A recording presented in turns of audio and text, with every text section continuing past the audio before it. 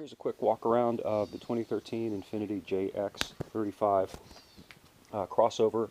Infiniti added this model to the lineup this year to bridge the gap between the Q56, which is a full-size 3-row SUV, and the FX, which only has room for 5. This gives Infiniti something for people who want a 3-row vehicle, but don't necessarily want a truck-based gigantic full-size SUV like the Q.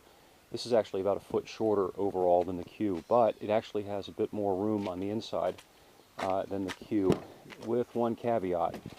They advertise these vehicles as being 7-passenger capable, but realistically, you get into that third row back there, it's kind of awkward to get into it. This does tilt forward, but even so, once you get in there, the head row is kind of tight, just because chiefly of the low roof line. This thing's about 8 inches shorter than the Q.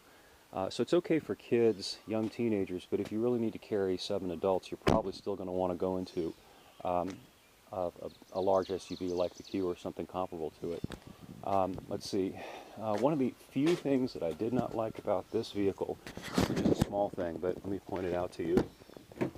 Some of the controls, if you look down here on the left corner from the steering wheel, a bunch of the controls are here, and they're really hard to see from behind the wheel, but I guess after you've been in the vehicle for a while, you learn to identify them by feel.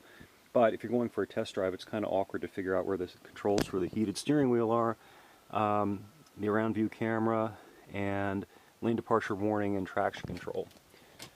Otherwise, it's a pretty nice vehicle if you need a larger vehicle, something that's bigger than an FX, but not quite as big as the Q, so long as you don't really need to carry normal-sized adults in the back seat. Anyway, the rest of the reviews over at epautos.com, and we'll catch you next time. Thanks.